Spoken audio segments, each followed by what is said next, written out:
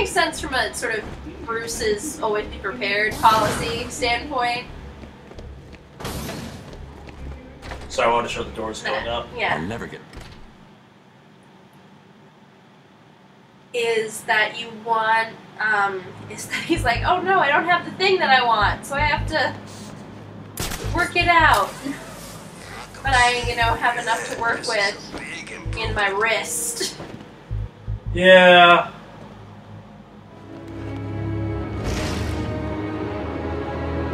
I just always thought this was a bad mechanic in the game. The hunting down of these towers. Yeah, I mean, there's a lot of sort of fetch quests. So I guess we can talk about this game as an overall open-world game, and it, like many other open-world games, is definitely, sadly, not immune to the, what I lovingly refer to as open-world bullshit factor. Which is, we have this giant world. How do we make you explore it? We make you explore it by giving you a bunch of goddamn fetch quests. Or other events send you far out of your way in ways that don't necessarily make that much sense. And I always found missions like this actually off-putting in the game because they just don't feel very Batman. And that also being said, they take a lot longer than I want. They would disrupt the action flow for me. Well, I think part of that is that the way that Batman comics and Batman stories tend to go is that he'll do the legwork in cases.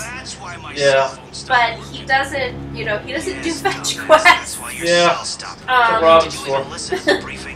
That's what Tim Drake is for, specifically. Yeah. Listen, this is the deal. If anyone interferes with this tower, it will be our fault. Mr. Cobblepot doesn't like it when his people fail him.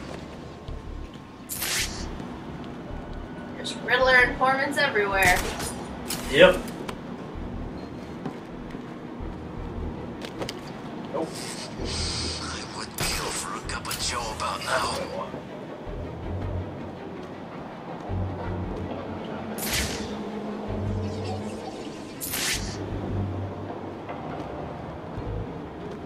And what's cool is, like, as this is the first time we see part of Gotham as Gotham City, but this world will come back. These design models will come back. Oh yeah, no, there's a lot of carryover from game to game. It's quite nice. It does establish a nice level of, well, here's the city. You're in the city. Well, and you start to feel that you know what the city looks like. You know the Bowery. You know Amusement Mile. Look out! Batman's here! Oh, this. And you better get used to this idea because you will end up doing this in other Arkham games. A lot more in certain other Arkham games. Yes. It makes any goddamn sense. Hell, there's an entire subplot and side quest built around this mechanic in Arkham Knight. And in Arkham Origins, actually. Not quite as bad as the Arkham Knight one.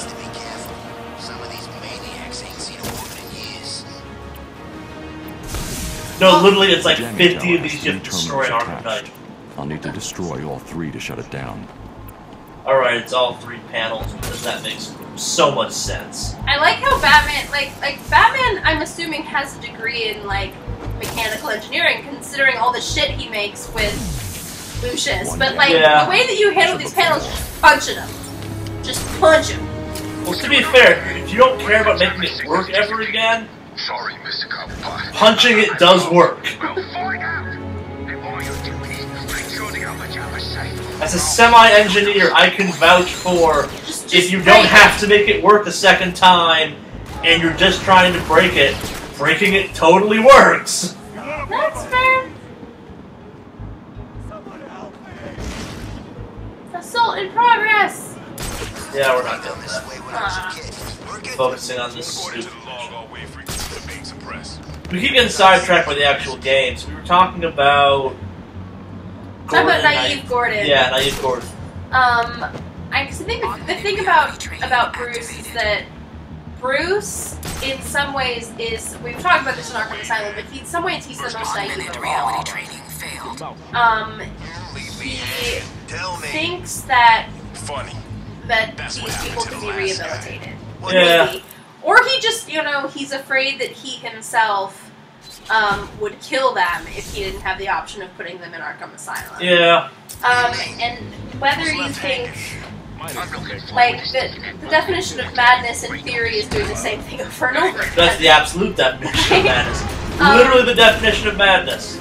So, the fact that what he's been doing is sort of, I'm running out of patience. You're running out of people. is to support Arkham Asylum when they haven't really done a good job of rehabilitating anyone. Yeah. Not at all. In fact, one of the people who got the closest was Harley. With somebody who wasn't Joker. There's a subplot where I believe it's Mad Hatter. She gets him like relatively close to reality at one point. This is not good. I've lost one of you idiots. I didn't know that was even in the series.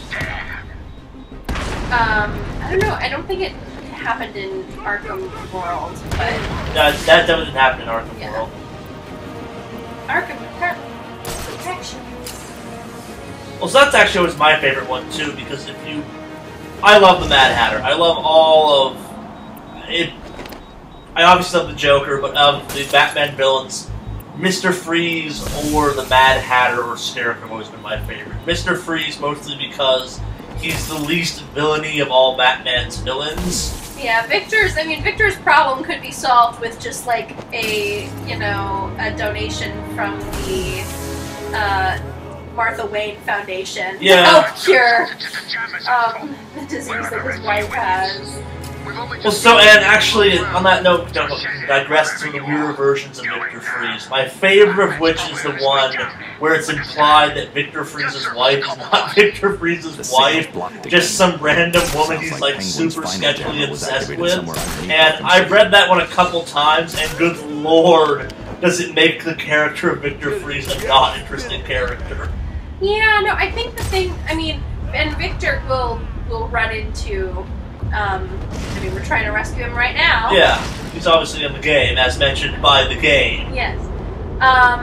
So once we Batman our way through this to save him. Oh, we'll talk about Victor then. We can Yeah. talk about this stuff now, though. Yeah, because I think the thing that's really tragic about Victor is, he loves his wife desperately, and he can't seem to deal with the fact that his wife is gone. And if he could, he's a doctor. If he could come to terms with the fact that there are some things you can't cure, none of what he's dealing with would be a problem. But it is a problem. But he can't. So Because, Victor is still awesome. Like every Batman villain, Batman villains are generally about obsession of some kind. Well, because Bruce in many ways is about Bruce is obsession. all about obsession. Nobody obsesses quite like Bruce Wayne. And Literally, it's the character of Batman could be solved with some therapy. We made some jokes about that in the last playthrough. But it's completely true, really. That's a super sad thing to say. Batman does not need to exist for Gotham. In fact, he's kind of making it worse. Well, and that takes us back to Gotham for a second, actually, is that, like... Penguin sounded pissed. Batman's been screwing with his plans. Do those things even work underground? I read the manual. It never said anything about working underground. Yeah, they work. If you say so. Since when have you been all about reading, anyway? I read... Last words. Aww. I read Smash. I really enjoy the banter I that know. Paul Dini writes for them, so I that's why I shut up every time I hear it. But I think So Gotham and the story of how Bruce doesn't need to exist. yeah, And well, like, because the thing is, Alfred is a great parent, right? He, like, if anything, he's too permissive with Bruce. Yeah. He lets Bruce do things that Bruce shouldn't do. So when Alfred, puts his his foot down, that's when you know, like, oh, okay. Like, I fucked up. Alfred's mad at me. Yep.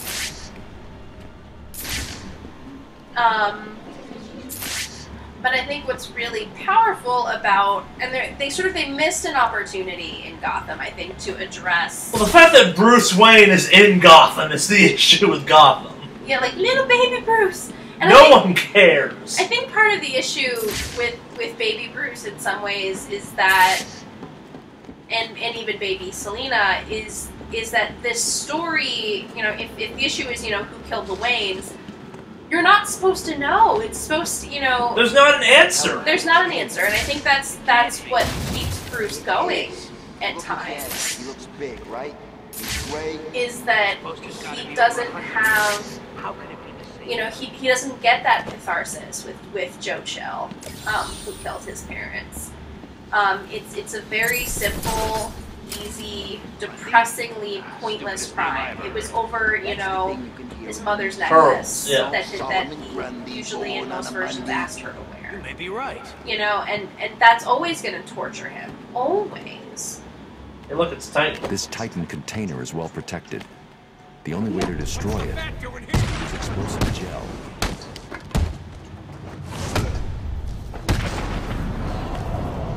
I really want a Penguin Gang jacket. With the penguin on the back? Yeah. Not a bad jacket. It's a nice jacket. I want that to be my Something Wicked Studios apparel for this year. The penguin jacket. I'll think about it. Okay, so we blew and the destroy noxious the rest of the gases. Titan container. Always good.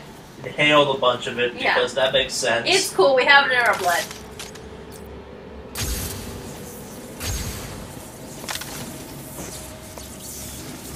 You heard Penguin. Batman's on. So sorry, the pointless crime of Bruce Wayne. Yeah, the problem is that the death of the Waynes can't be a big conspiracy. That's pointless. They've done that before, and it always felt weird to me. Because that is the idea, is that Bruce can't. There's no mystery to solve. It was just random street crime. Yeah. And I think that's the problem, is that what I want Jim to learn in making that promise is that you can't win them all. Same thing with Bruce. Bruce has to learn that. If it stops working, it's not Batman you need to be worrying about. If Penguin wants the bat, Look at this beautiful Predator area. The iceberg lounge. So beautiful. And I'll actually use it correctly. Not just beast on things as I see fit. I mean, things to note, guys, if you're thinking of playing the game, is that you do get a experience bonus for variation. So each different takedown that you do, whether it's a grade, whether it's a gadget, and the same thing happens in Melee. So if you use all, 6 of your gadgets, well, I guess not with the cryptographic scanner. You can't beat anybody with a cryptographic scanner. Maybe you can't. Apparently I can, but other people can't. Is you get more points for that, which means you can level up quickly. That being said, though, this game gives you so many opportunities for XP. Variety does not matter. Yeah, it's true. It's a problem this franchise has, actually. They give you enough tools to do cool things, but you never actually need to do cool things. Got another guy down It's over the here. phrase I've always used. Yeah, and I think it's all like it's the style that you play. Get away from me! Aw, You mean the fact I'll just go and finish a guy off on foot? It's like, you can stealth them or just kill him. yeah. Just boot him. Boot, boot, boot. Booty, booty, booty. Oh, we got some bat butt for a sec. Oh, bat butt. You've been oddly well behaved so far. I gotta give you points for that. The cape is not fully disheveled yet, though. So. I know. Wait until I keep getting views. It's gonna be bad. I mean, I think Selina may just be, I should be able to get into the museum now. keeping my feet on the ground in my expectations of skin and tightness. Because Selina, girl, That's a beautiful woman. She wants you to know it. God damn, I have to police weirdness in two different things I do That's now. the problem with me. I'm pansexual. I love the level design for this. As we get further into the game, we're going to get a lot more like Gotham world building. And I don't want to spoil that, but I think what's cool about this level, especially like if people were uncomfortable with Arkham Asylum being so Castlevania claustrophobic, this is sprawling. This has levels. And you start to get this feeling of like the world under Gotham, which is very cool. Well, and it's an important detail to the world of Gotham. We're getting a taste of it now, essentially. But so Gotham is a city built on top of a city. Like it's whole parts were just kind of abandoned. And the thing that you want to remember from a historical standpoint is that we often think of Gotham as a mix of New York at night and Chicago at night. And if you watch Dark Knight Rises, it's just Pittsburgh. But if you don't watch Dark Knight Rises, which nobody should do, never watch Dark Knight Rises. Did you know there's not a third Christopher Nolan movie when it comes to Batman? Nope, there's nothing. There's nothing. It ends with Dark Knight. Good on him only making that one movie about the Joker. Yeah, it's a great movie. What the hell is happening down there? Hello? Is someone gonna answer me? I'll keep you but that riddle, for example, that was the Titan poster. You can scan that. Oh. Get that right. Thanks. I hope Batman broke every bone in your stupid bodies. I hope you're lying there, desperately trying to breathe through fractured ribs and punctured lungs. And if you're not, oh, you better... So often, like with these riddles, anytime you see a really beautiful piece of street art, so that's a reference to somebody we met before. One of my favorite Batman villains, aside from Mr. Freeze. Solomon Grundy. You haven't met Solomon Grundy yet. You not? Nope. I am so confused about what continuity is. Solomon Grundy was not in the first game. Oh. He's referenced in the first game. Yes, I think you find made some this audio lecture logs before. about him. Yeah. But yeah, he's a really interesting character. So I distinctly remember saying we'll talk more about Solomon Grundy in the second game. It is the eternal battle between Charlie and I. Save that for later, but I want to do it now. It makes more sense at a later point. Why? Because we're actually fighting that thing. Alright, what's the one for here? Wait, board it, drive time. Try that. Usually, just you want to look for anything that looks like it was really beautifully artistically designed. That's fair. Some of them are less obvious than others. Yeah. Try the Vicky Vale one, actually. Yep. I love Vicky Vale. She's my favorite. So talk about Vicky Vale. Vicky Vale is the Gothamverse equivalent of Lois Lane. She is, if you watch the Tim Burton Batman, she's played by the beautiful and 80s-tastic Kim Basinger. Very blonde, very beautiful. And she, in sort of contrast to Lois, Lois is very print-focused. She's an investigative journalist. Vicky is a little bit more... sensationalist? I don't know if sensationalist is the right word. She's a little bit more like Connie Chung or Barbara Walters. Like, she has an awareness of media. So she was a radio reporter way back when. That makes sense. And now she's a TV reporter.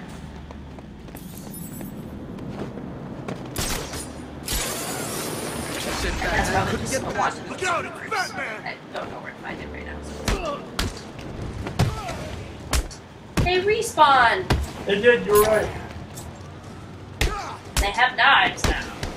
Not anymore, they don't. That guy does. Never mind. They need to, like... They would be awful football players. They do not hold onto their knives well. Not a lot of punching in football the same way there is in That's true. Batman fighting. Batman would be, like, the scariest center in all of football. Well, so this actually brings up my favorite idea. Oh no, ringing phone! And a voicemail from Joker. We're just very in demand. We are blowing up. Joker, the way you blowing up my phone won't make me leave no faster. Put my coat on faster. Where's that phone? Stop Probably you from singing. Speak. Something Wicked Studios. Hope you enjoyed the video. If you did, make sure you give us a thumbs up down below, you share us with all your friends, and you subscribe to the channel. If you're looking for more videos right now, we've got a whole bunch of ones all over the channel you can get to by the links below. If you hit the random button, I promise to send you to a good one.